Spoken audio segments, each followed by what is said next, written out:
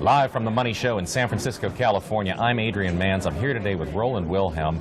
He's with Reaves Asset Management, and we were just talking about what they focus on, and as you heard, they're pretty hot on the utilities. A recurring theme here has been, over the last few days, that people have some recessionary fears. People think the market's topping out. People think the market might be rolling over. There's a fair mix of doom and gloom and just outright optimism on the part of other people. But you've got an interesting take here, very opportune moment to be talking about utilities. We think it's correct. If you have, we have a product that's actively managed. It combines electric, gas, and water utilities. And if you think about it, in any market environment, people aren't going to stop using water, aren't going to stop heating and cooling their houses, aren't going to stop cooking with gas. I mean, it's non-discretionary. And that's the strength of it. If you look at the utility sector in general, I'm speaking about the S&P 500 utilities, it's the second highest yielding sector, so that dividend can help you, pad your book a little bit to help you play through the bad times.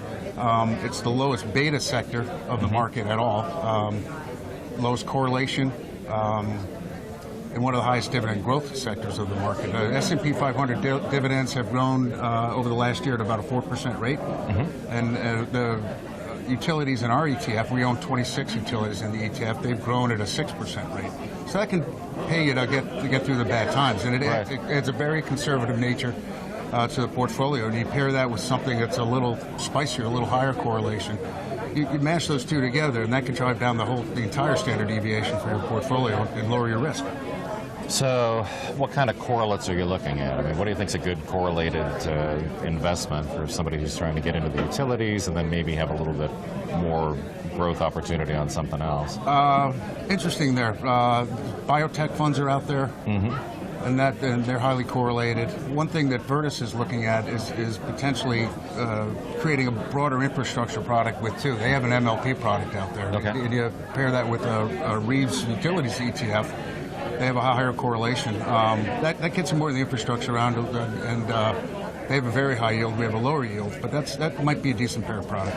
I don't want to put you on the spot, but let's say we get some more interest rate cuts and sort of a recessionary environment. That's music to our ears. Yeah, right. And again, they're the most defensive sector of the market.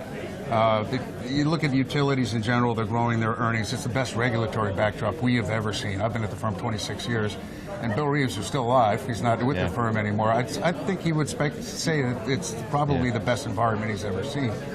The utilities in our portfolio, they're growing their earnings at a 5% rate, and it's very visible for the next 3-5 years.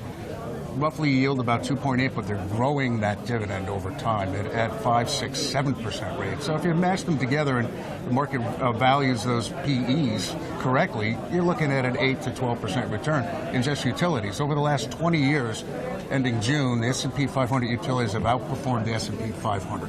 Right. Few people don't recognize that, but it's a nice place to park.